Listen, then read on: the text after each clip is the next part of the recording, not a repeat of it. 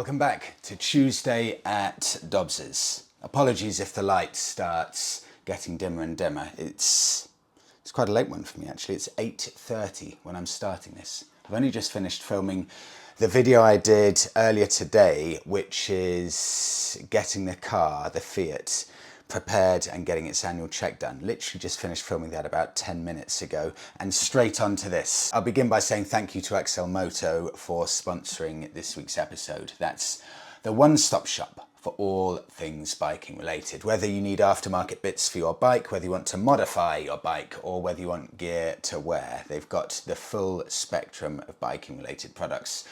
Details in the written description below, so go and check them out. Now I continue with something pertinent.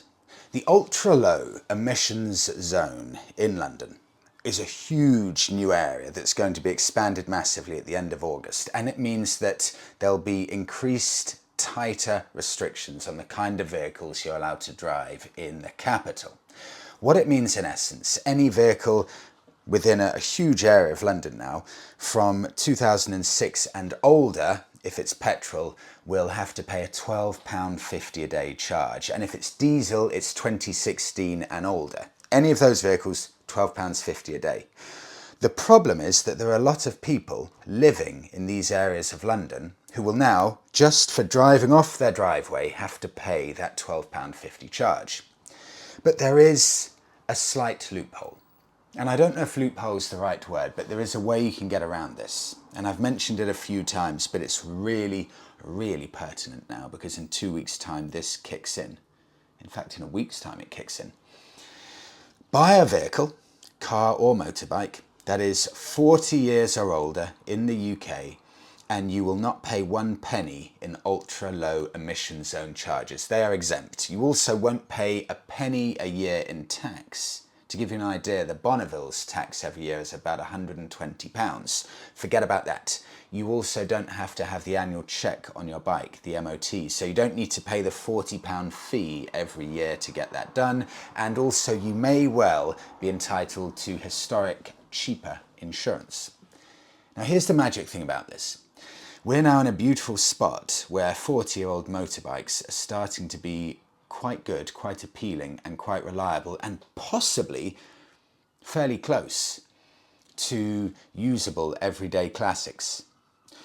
I found my favourite too, and I welcome anyone sharing their opinions on bikes that may be better. Have a listen to this. It is, what should I call these? Not recession busters, but ULEZ busting, tax busting bikes. Available for the masses. Have a listen to this one. This is just superb. BMW R65, an iconic bike, 1982 model. This is on eBay, private seller. Historic vehicle, block capitals, great condition, 72,000 miles on the clock. Surely this is BMW at its very best. You just have to look at the description of this bike to tell that it's coming from a genuine seller. It may have big mileage, but for such an amazingly classic, beautiful workhorse such as this, it's got to be worth taking a punt on it. And at £2,600, with the potential savings that you could get on top of that, that's got to be picked up. In fact, the owner says here, just to summarise, great original condition, minor imperfections. It's got that beautiful patina on the tank. Oh, it's a glorious thing. And one more, I had to get a Honda in here because I want to find the best usable classics. This is on Auto Trader. Honda CX500. My friend, Jamie, I think he's got one of these in pieces in a garage. £2,500 again for this bike. £2,500 with that lovely characterful little engine. This is, let's get this up here, a 1978 model, so way, way older than you actually need it, but 1978, just been serviced, had a new cam, chain, valve service, excellent bike, runs well. This is coming from a dealer, Jones and Alcock Limited in Staffordshire, so you can get a tax, MOT and ULEZ free bike from a dealer, Honda, for £2,500. Someone let me know how usable these old Honda and BMWs are as daily propositions. Am I talking a lot of consumer sense here for people, or is it not realistic to expect these bikes to be reliable on a daily basis? I move on. Oh, this is good. I had 3 people sending me over. In fact, I think I had about 8 people sending me over their great setups of where they keep their bikes. And I wanted to share my top 3. This is just brilliant. How people keep their bikes, biking setups. This is from Simon. When I saw this email coming in from Simon, I thought, well, you must live in the US. This has got to be Texas or something. But no, Freddie, I live in Colchester, and I thought you might like to see my man cave. This is just, Simon, brilliant. You're only about 20 miles away from me. What a setup. I can imagine this looks like something you would have had to spend, well, years working hard to save for the Harleys. The selection is superb.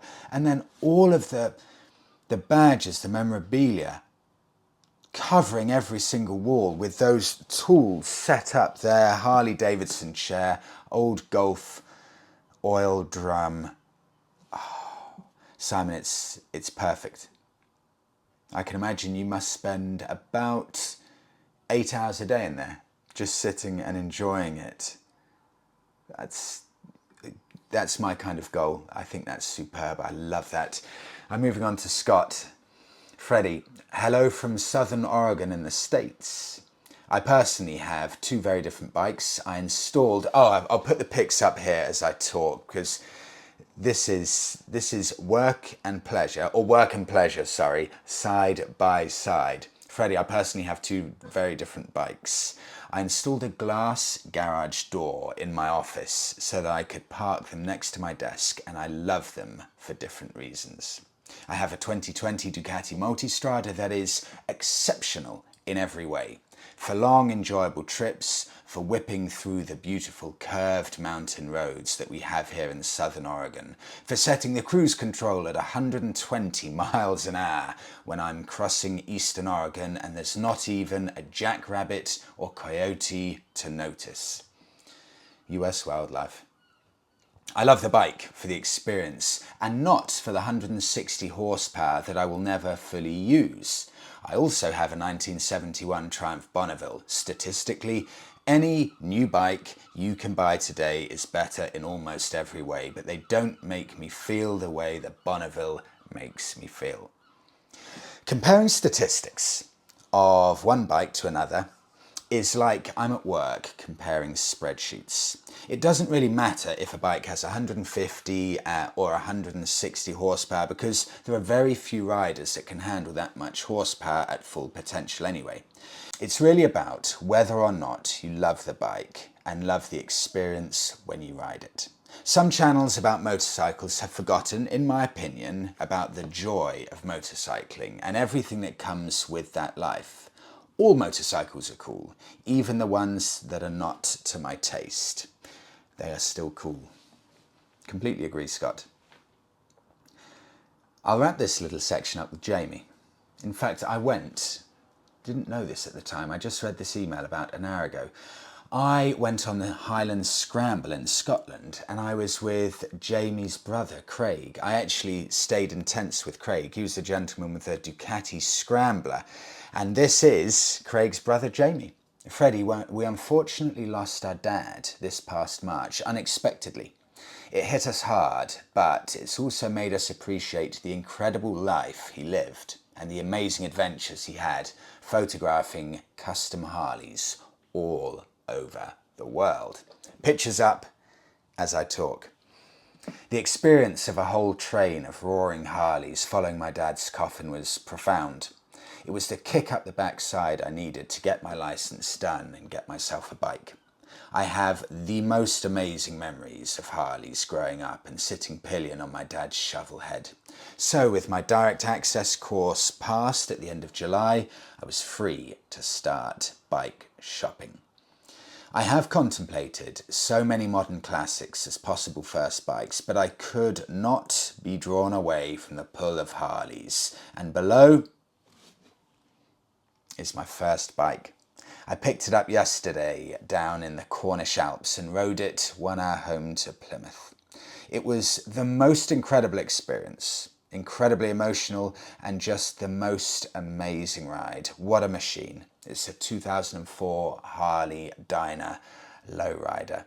It's taken pride of place at home where it can be ridden in and out easily and sits under a couple of my favourite pics of my dad's I've had framed up and placed on the wall. Ride safe, Jamie. Jamie, that's brilliant. Thank you for sharing that, and so sorry to hear about your dad, but what experiences, fantastic life he must have lived. I move on.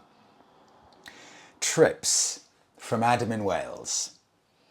Freddie, I went on my first lads biking holiday recently on my Royal Enfield GT or Continental GT. These are lovely pics, Adam, actually. All three of us are from Wales, so no better place to do it than on our doorstep, spending 4 days taking in the beautiful sights of West and North Wales and riding the best roads I've seen in the UK. Snowdonia really is a biker's paradise. You don't need to travel far and spend loads of money to enjoy the freedom and pleasure biking can offer. It is criminal that you haven't been out there on your channel yet. I hope it changes soon. Adam, you're right. I cannot believe I haven't done a proper tour of Wales since I started the channel. And also, you're right, I often get amazed by the UK, Scotland, just how stunning the scenery can be, and you really do not need to head far to experience a proper adventure. You can stay within 150 miles of home, camp out for a couple of nights, and it's just as magical. It really is just as magical as a longer trip. Moving on. Why? Why is bike servicing more expensive than cars? This is a question I asked last week and I had so many interesting responses. I've tried to narrow it down to cover as many of the bases as possible. And the first one I found was interesting because it went off on a slight tangent. And this is from Dale, but I found the tangent really interesting. Dale reads, I think because they seem to be classed as a luxury, everyone charges a premium because they think you can afford it. For example, I needed a rear tyre for my Moto Guzzi V7 and I was expecting to pay quite a lot. Then, okay, get ready for this. Then I saw a Maxxis tyre at £32.90. I googled it and saw it had good reviews, so I bought it. And it's brilliant. Finally, a tyre at a realistic price that does the job well. Dale, this is useful consumer advice. I'd never heard of these Maxxis tyres, so I had a few minutes Google searching this. First of all, they seem to have perfectly respectable reviews. I would actually say good reviews. So I went on to blackcircles.com and I put in the tyre size for my Bonneville. Interestingly, a Maxxis tyre didn't come up in my search on blackcircles.com.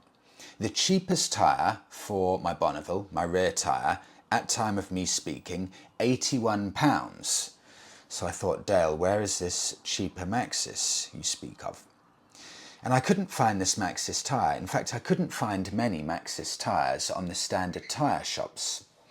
So what I did, I typed in Maxxis 130/80 as a tyre size, put it into Google, and up popped, on eBay, immediately, Maxxis 130/80 17 tyre, which is exactly mine. And the price, $34.99. This is $34.99 for a tyre that gets good reviews. It's had 5-star reviews on eBay, for example. And it's car tyre level of cheap. So I did some more research. Have a listen.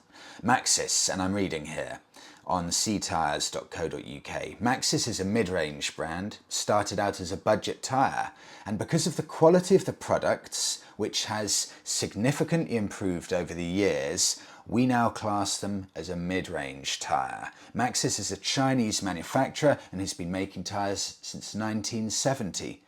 So I highly recommend, if you're looking for a tyre on the more budget end of the spectrum and you're sick of paying huge amounts for tyres, go and check them out. Maxxis. Type it into Google. I think you may be pleasantly surprised because I haven't seen anything negative about them. I move on. Dale, thank you. Really useful advice. On to Steve. Freddie, why are bikes dearer to service than cars? Well, in a word, it's valves. Most cars, in my experience, have hydraulic lifters, so no checks or adjustments.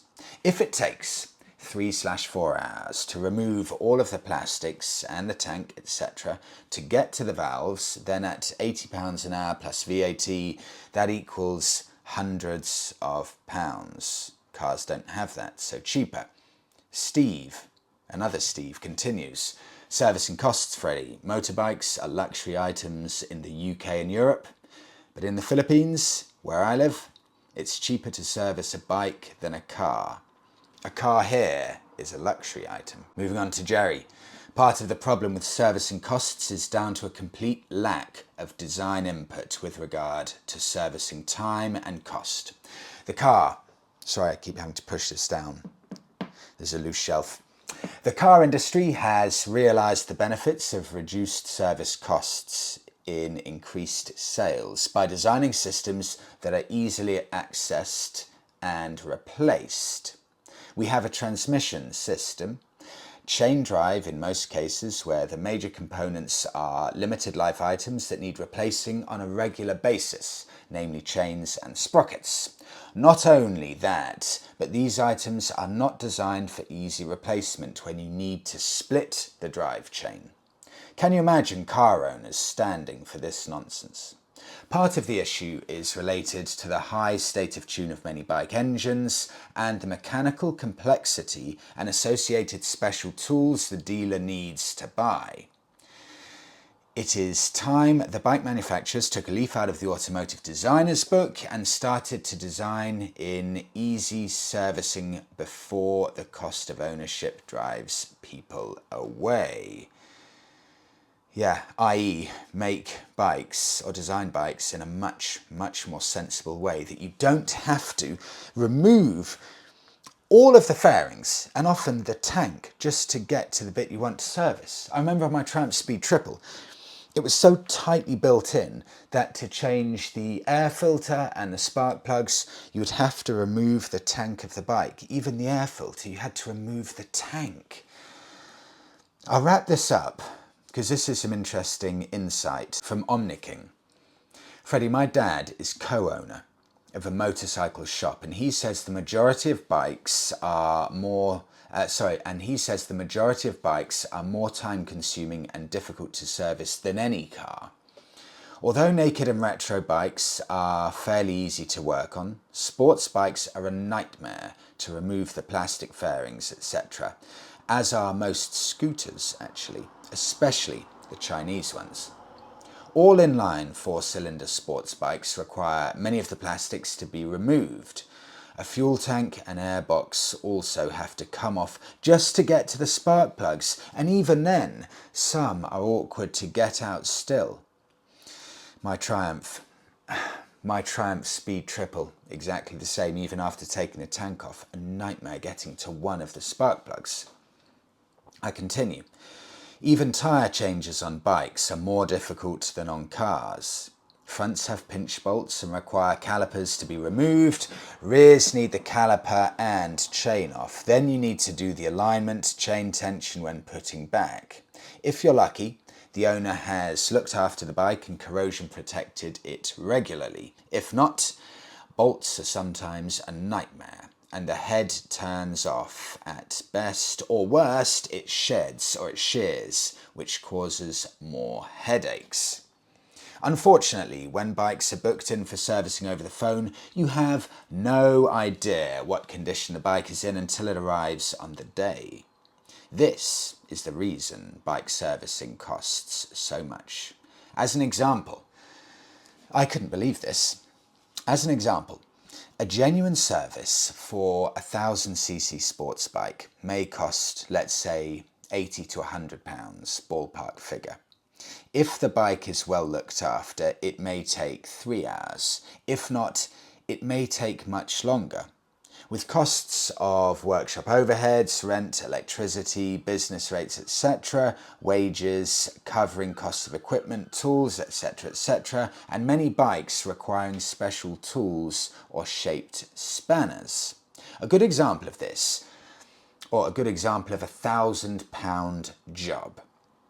To replace a £20 part is Honda's NC750 Adventure commuter bike. The oil seal, where the shaft comes out of the gearbox and gear lever goes onto, is just £20. It's just a £20 part. But to replace it, you need to completely remove the engine from the bike and strip it to bits and split it into pieces as the seal is fitted from inside the engine. 3 exclamation marks after that. Absolutely incredible. Completely agree. Biking must be made much, much simpler. Some of the servicing costs I hear for the amount of labour needed to do bits that are standard servicing bits is just not good enough. The bikes have to be designed in a better way where everything is easy to get to. I just cannot believe it has to be so complicated for so many bikes. I move on to Spain. Freddie, I'm Elio from Seville, Spain. I'm a 45-year-old man who recently discovered the joy of riding. I've got a V7 Moto Guzzi and I've had it for 4 years and done good mileage, Elio. 55,000 kilometres. Plenty of smiles with this beauty. I'm in love with the engine. The 90-degree V-twin is glorious. What a machine. But now I'm thinking of something bigger, and I want something with the same character and the same type of transmission. That's the belt drive. It's essential that my future laughing machine is very comfortable. With my Moto Guzzi, I usually make 300-kilometre round trips twice a month. I've even done 700 kilometres in one day. The V7 is comfortable enough for me, but I would like more torque with, if possible, the same amount of character. The new Moto Guzzi V100 is just not for me.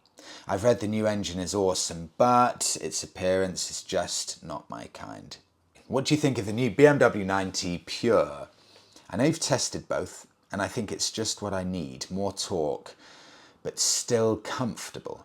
Okay, Elio, you've got the Moto Guzzi V7 III. That means it's the, tell me if I'm wrong, 52 horsepower one. That's the one just before the update in 2021 came along, which was 65 horsepower. So the new Moto Guzzi V7, and I'm saying this for a reason, is 65 horsepower, exactly the same as my Bonneville. You've got the Moto Guzzi V7 with 52 horsepower. Now, when I tested the Moto Guzzi with 52 horsepower, your one, in Tenerife, I remember thinking it felt much, much closer to the Interceptor in terms of power. And that extra power that my Bonneville has, even though it's only 13 horsepower, it's a really noticeable amount. And a lot of people have said, who have swapped from one to the other, that has completely transformed the bike. And Elio, the reason I tell you this is because you're looking for a bike with more torque. Well, the RnineT will tick the box for you, but you've also stated you want a bike that's more comfortable. And I would say the BMW RnineT is less comfortable than the Moto Guzzi. It's got a very different feel to it. The Moto Guzzi V7 is sit back and relax and just soak in everything around you. It's old school feeling biking where you're part of everything around you because you're not taken over by an unbelievably dynamic machine. It has a very definite old feeling to it. The BMW RnineT, whether it's the Pure or the upper leveled versions, these are completely modern feeling bikes. They're sublime to ride, but they feel more akin in my eyes to a super naked with retro styling as opposed to a modern classic. That's the feeling of the bike. So while the BMW looks brilliant and it's a sublime bike to ride, you may not find it comfortable enough, and you may find that it's slightly too aggressive for the kind of riding you're doing. So I actually would be quite tempted, if I were you, Elio, Go and check out and have a test ride on the brand new Moto Guzzi with 65 horsepower. Failing that, one other thing to check. I know you said you want belt drive, but just go and check out the Bonneville T120 just to see what you think about it. I admit it won't be as easy to look after as a belt drive, but have a look. It could be the right bike for you. And if anyone else has any ideas, belt drive retro bikes that could replace the Moto Guzzi, let me know. Elio, good luck. Let me know what you go for.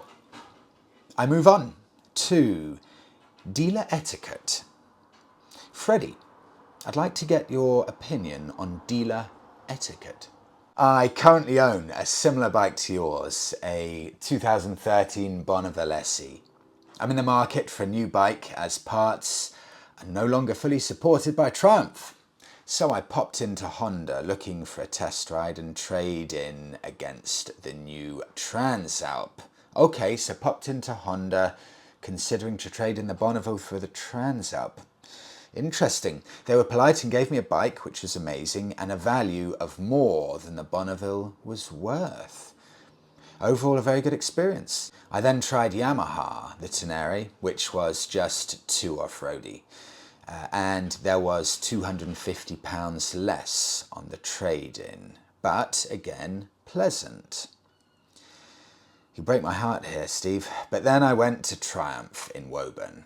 The guy came out, looked at my Bonneville, and absolutely slated it, saying, bit of a Marmite bike these days. He asked me what my offers were and what the lowest was from We Buy Any Bike that came out at £3,000. Initially, he didn't want to give me a price and said it'll be less than that as they would just give it to them anyway. He then just gave me a get out of my shop look and carried on with looking at his computer. So much for retaining a lifelong Triumph owner. I'm going to take my £9,500 and buy a new Transalp and not the Tiger Sport, which I did want. Steve, yeah, I've heard a few things like this.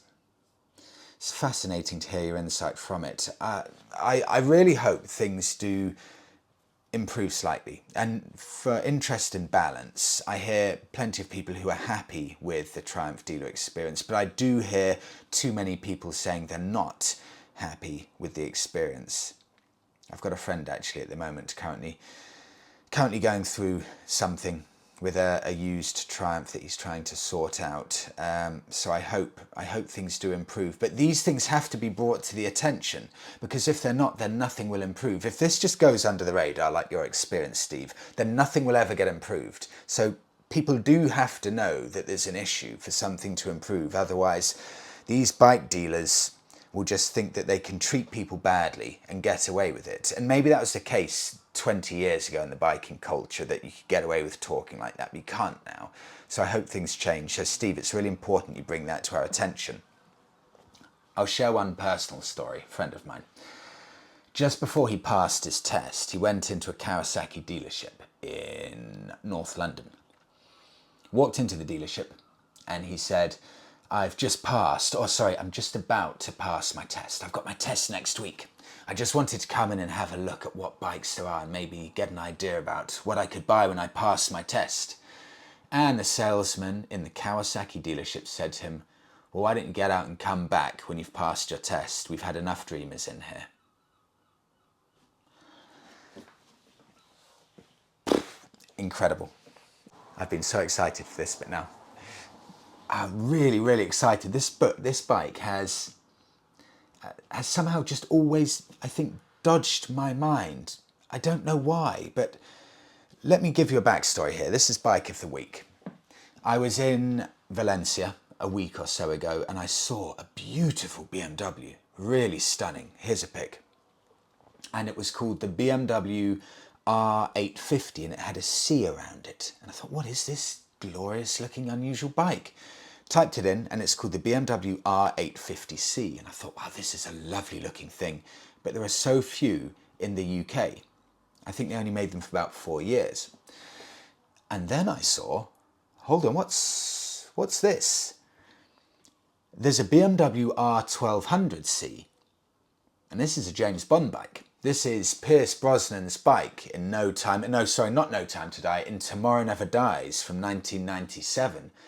A Bond bike that goes under the radar, that's extremely rare, and I think looks off the scale cool, really unbelievably brilliant. It's completely wacky in its design, but it's so brilliantly unique and such a head turner of a bike that I think it goes almost to the very top of the tree with regards to cool levels of styling. It's a bike that excites me so much to look at. I genuinely want one myself. I want to buy this bike. I cannot tell you how much I like the look of this bike. It's BMW's cruiser of the 1990s. Let me give you an example, or let me give you an overview on this. From 1997 to 2005, this bike was made. MCN rate it 4 out of 5 stars. Owner's rating 4 out of 5 stars. I'll just read the overall rating. This is from MCN. The BMW R1200C is a Harley-Davidson rival with German engineering. Like most cruisers, it sells on looks. This one had a part in a Bond movie too. Power is pretty modest considering the 1200cc engine, but it's enough. Dynamically, it's better than many cruisers thanks to quality engineering and lightish weight. It's got 61 horsepower, but have a listen. MCN gave it 4 out of 5. However, Visor Down, I believe, gave it 2 out of 5 stars. Although, having read through the review from Visor Down, I would say actually there's nothing specifically to be worried about there. There's one bit I wanted to read here. And this is just an excerpt from Visor Down. Within 2 years of its launch, the BMW R1200C had been voted Motorcycle of the Year or Cruiser of the Year in many countries. The ultimate accolade came when the makers of James Bond movie series, renowned for their love of high tech, modern products and innovative designs, selected the bike for 007 to ride in the film Tomorrow Never Dies. The bike was as spectacular as the action. Now, I think this was fairly expensive when it came out. I'm sure if I remember it was about £11,000 or so. I've had a look on Facebook Marketplace and there's a decent chunk of these available. I've picked one out because it was the same colour from the Bond movie. And I think it works well because it's so unique to this bike. A cream cruiser with what looks like brushed aluminium and exposed steel by the look of it. To have that colour combination. Here's what I found.